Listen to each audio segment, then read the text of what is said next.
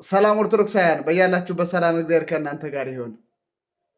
ኦርቶዶክሳውያን እንደመሆናችን መጠን ስለ አንዲት ኦርቶዶክሳዊት ህብረት በጣም እንጨነቃለን። በእውነቱ ቅዱስ ጳውሎስ እንዳለው ዕለት ዕለት የሚያሳስበኝ የአብያተ ክርስቲያናት ሁሉ ሀሳብ ነው እንዳለ እኛም ስለ አንዲት ኦርቶዶክሳዊት ክርስቲያን እንደ አቅማችን እንጨነቃለን እና ቀኖኗ ሲጣስ ደስ አይለንም፣ ዶግማዋ አስተምህሮ ሲበላሽ ምናምን ደስ አይለንም። ለዚያ ነው ሚዲያ ላይ መጠን እኛም እንደ ሰው ሚዲያ ላይ ሀሳባችንን እናካፍል ብለን እናጋራ ብለን የመጣ ነው ማለት ነው። ዛሬ ለኦርቶዶክሳውያን ማስተላልፈው መልእክት ምንድን ነው?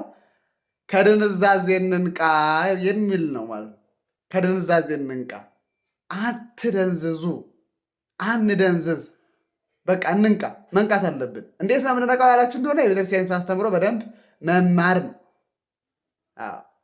ምንድን ነው የሚያደነዝዘን ከተባለ ደግሞ ተስፋ የሚባል ዝም ብሎ አጓጉል የሆነ ተስፋ ኢትዮጵያ አትጠፋም፣ እግዚአብሔር ይጠብቃታል፣ እግዚአብሔር አለላት ምናምን የሚሉ በርካታ ተስፋ ሰጪዎች ደግሞ አሉ።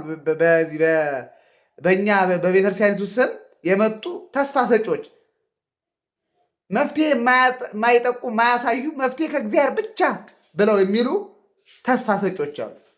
አዎ እናምናለን፣ የመፍትሄ ባለቤት እግዚአብሔር ነው። ግን እኛም ድርሻ አለን። እኛ ኦርቶዶክሳውያን ድርሻ አለን። ይህን ማወቅ አለብን። በቃ መደንዘዝ የለብን። ቅዱሳን አባቶቻችን በስንክሳር የምናነባቸው ህይወታቸውን የምንተርክላቸው እነዚህ አባቶቻችን በቅድስና ህይወት በፍጹም ልንደርስባቸው ማንችላቸው ሰማዕታት የተጋደሉላት የነበሩባቸው ሀገራት ጠፍተዋል፣ የሉም። እነ ቅዱስ ኤፍሬም የነበሩባቸው ሀገራት የሉም። እነ ዮሐንስ አፈወርቅ የነበሩባቸው ሀገሮች የሉም። ኢትዮጵያ ልትጠፋ ትችላለች። በነገራችን የእመቤታችን አስራት ናት። ኢትዮጵያ አጠፋም። እንዲህ አይነት ተረት ኢትዮጵያ አጠፋም ብሎ ነገር የለም። አትደንዝዝ። ኢስታንቡል ጠፍላለች። ዮሐንስ አፈወርቅ ቤተክርስቲያን መስጊድ ሆነዋል። እኛ ከዮሐንስ አፈወርቅ እንበልጣለን? ከዛ ዘመኑ የነበረው ቅድስና እንበልጣለን? ከትላንት ወደ አንድ እህቴ ምን አለች? ምንድነው ዋናው ጸሎታ አለችኝ። ውዳሴ ማርያም አልኳት። ማን የጻፈው አለችኝ።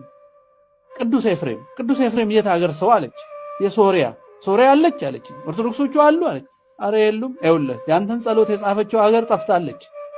እኛ ልዩ አይደለንም። ለክርስቶስ ሰው ሁሉ እኩል ነው። ኢትዮጵያ አጠፋም ብሎ ነገር የለም። አትደንዝዝ። 11 ሚሊዮን ክርስቲያን ነው በመጀመሪያው የወያኔ 15 ዓመት ሃይማኖቱን የቀየረው በጫና።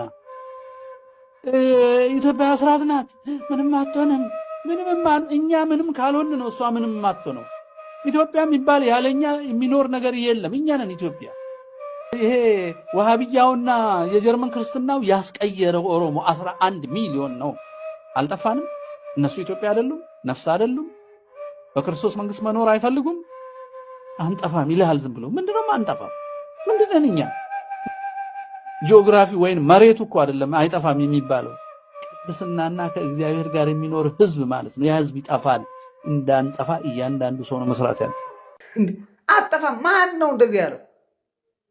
እንዲህ አይነት የማደንዘዣ ቃላት ናቸው። እነዚህን መቃወም አለባቸው። እንደዚህ አይነት አደንዛዥ ቃላትን ደግሞ የሚናገሩ ደግሞ ሐሰተኞች ናቸው። ስለ መንቃት ነው። በተለይ እነዚህ ሐሳውያን አጥማቂያን አስተምሮ በረዛ ላይ የተሰማሩ ሲሞናውያንን መቃወም ይገባል። ይሄንን በማድረግ መንቃት ይገባል። ቸር ሁኑልኝ፣ ሰላም ሁኑልኝ።